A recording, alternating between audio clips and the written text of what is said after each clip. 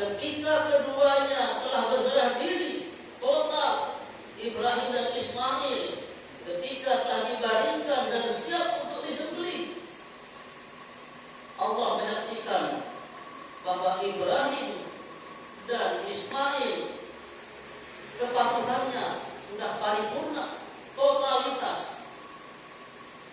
Lalu kami panggil dia, wahai Ibrahim, sungguh engkau telah membenarkan mimpi itu.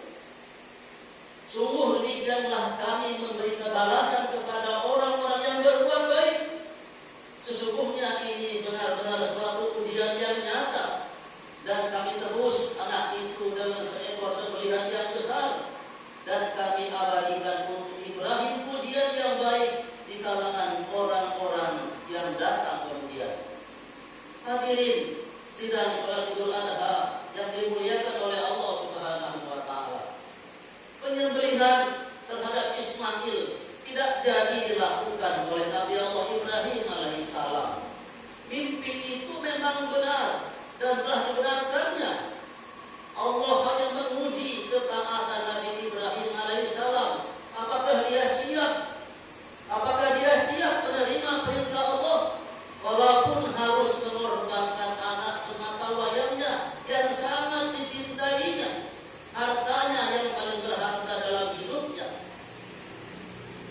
Allah pun tidak akan menyuruh hambanya melakukan sesuatu yang di luar kemampuannya, tetapi Allah menggantinya dengan sembelihan yang besar berupa kibas. Hal itu dapat menjadi pelajaran bagi orang-orang yang datang setelah Ibrahim, sehingga sampai saat ini berkurban itu menjadi sunnah bagi umat Islam. Hal ini dapat kita pelajari di dalam surah As-Saffat ayat 102 sampai dengan 108. Sidang salat Idul Adha yang dimuliakan oleh Allah Subhanahu wa taala. Allahu Akbar. Allahu Akbar. Allahu Akbar. Allahu Akbar. Allahu Akbar. Allahu Akbar. Allahu Akbar walillahil hamd. Berkurban bagi umat Islam merupakan sunnah yang harus dimaknai dengan cerdas. Kita saat ini hanya diperintahkan untuk berkorban dengan seekor kambing atau dengan seekor sapi bersama-sama dengan saudara-saudara kita. Perintahnya jelas dalam ayat yang kedua pada surah Al-Kautsar. A'udzu billahi minasyaitonir rajim. Bismillahirrahmanirrahim. Fasholli li rabbika wanhar. Maka salatlah, sembahlah Tuhan dan berkorbanlah.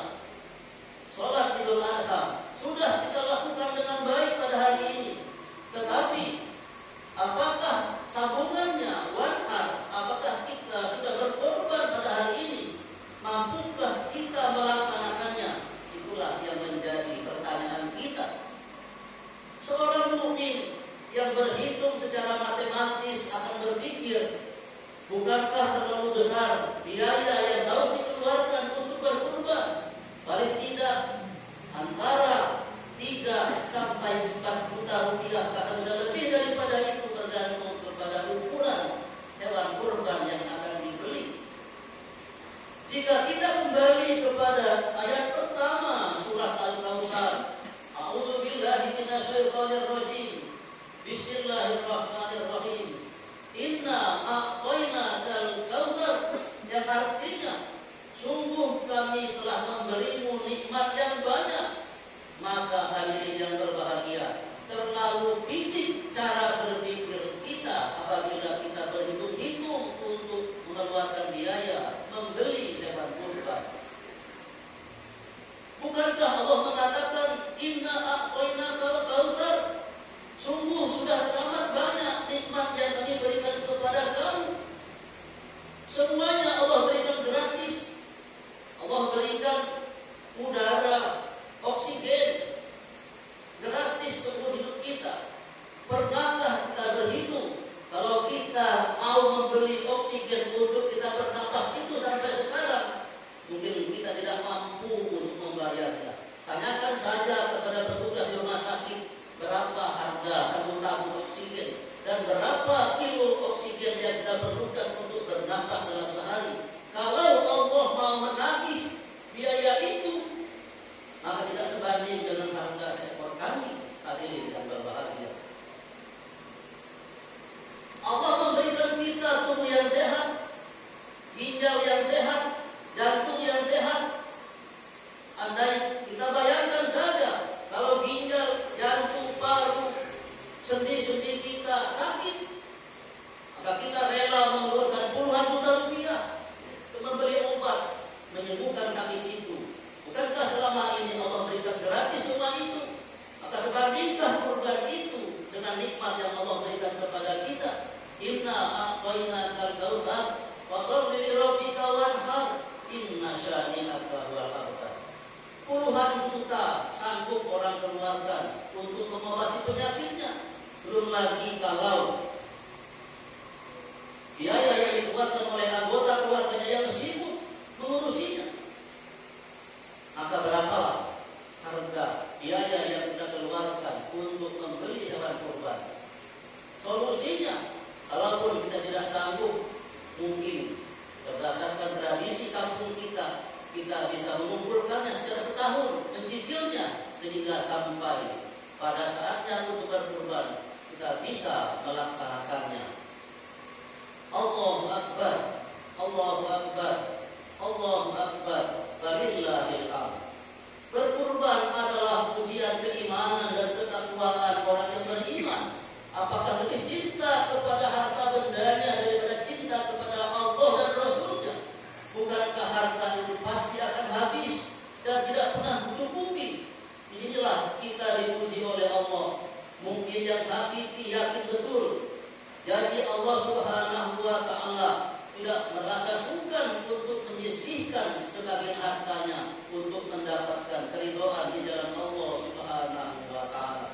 Jangan sampai kita yang sudah memiliki kemampuan secara ekonomi untuk berkurban, tetapi karena kita pelit, karena pikir, karena kita hitung-hitungan, tapi kita tidak jadi berkurban. Kita dicap, distempel oleh Rasulullah sebagai orang yang tidak lagi berhak untuk datang ke masjid. Karena apa? Karena melalaikan perintah itu. Rasulullah bersabda, "Man wajada sa'atan falam yudhi, fala yuqmanna musallana." Siapa yang mendapatkan kelapangan, siapa yang punya kelapangan rezeki, tetapi dengan sengaja tidak mau berkurban, janganlah dia mendekati tempat sholat kami. Hadis riwayat Ibnu Majah nomor 31, 23 dan Ahmad nomor 82, 73.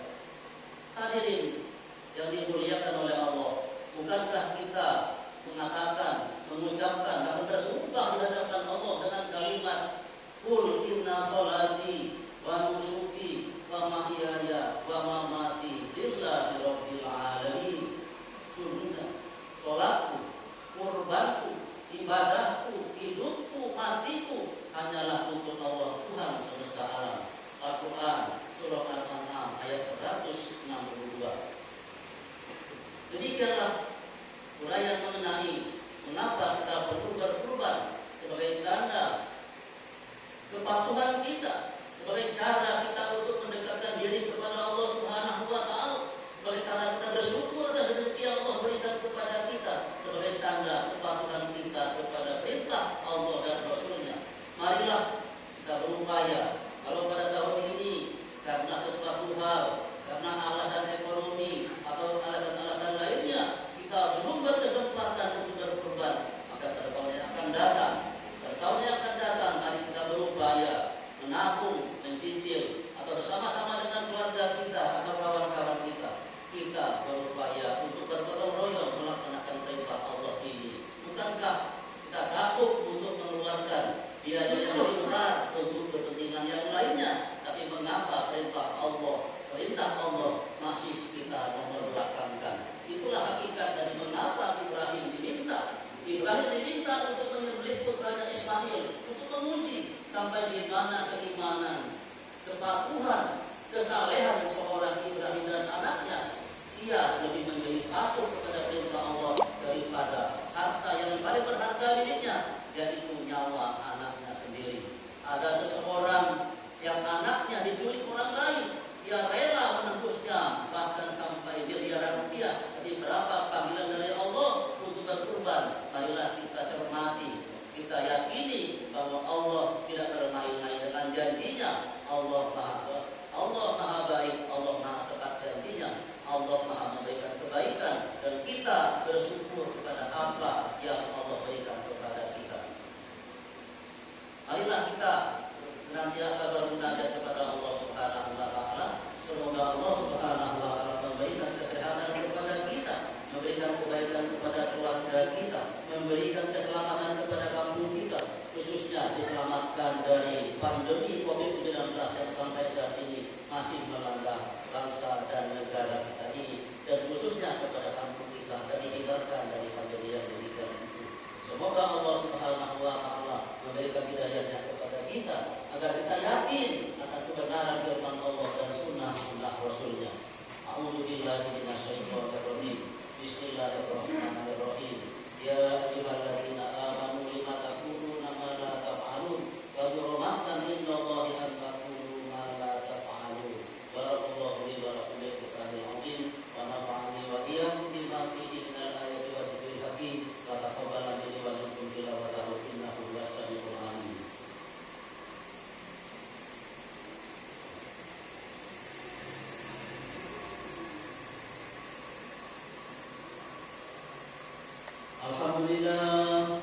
Alhamdulillahilladzi anzala ala 'abdihi al-kitaba wa lam yaj'al lahu 'iwaja qayyiman liyunzira ba'san shadidan min ladunhu wa yubashshirul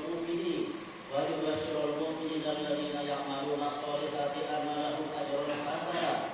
Asyhadu an la ilaha illallah wahdahu la syarika lah wa asyhadu anna Muhammadan 'abduhu wa rasuluhu la nabiyya ba'dah. Allahumma shalli 'ala Muhammad wa 'ala ali Muhammad. Amma ba'du fa ya ibadallah, usikum wa nafsi bittaqwallah faqad fazal muttaqun. Wa qala ta'ala a'udzu billahi minasyaitonir rajim. Bismillahirrahmanirrahim. Ya ayyuhalladzina amanu taqullaha haqqa tuqatih wa la tamutunna illa wa antum muslimun.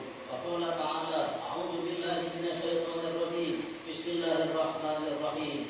Ya ayyuhalladzina amanu la tulhikum amwalukum wa la auladukum 'an dzikrillah wa may yaf'al dzalika fa ulaika humul khasirun. Wa anfiqu mimma razaqnakum min qabli an ya'tiya ahadakumul maut fa yaqula rabbi laula akhartani ila ajalin qarib fa asbah wa 'ala ali Muhammad kama barakta 'ala Ibrahim wa 'ala ali Ibrahim fil 'alamin innaka Hamidum Majid. Kepada kita dan tunjukkan hati kita di hadapan kehadirat Allah Subhanahu wa taala.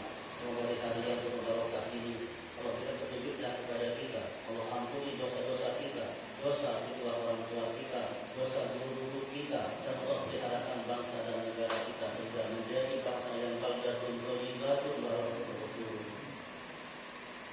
A'udzu billahi minasyaitonir rajim. Bismillahirrahmanirrahim.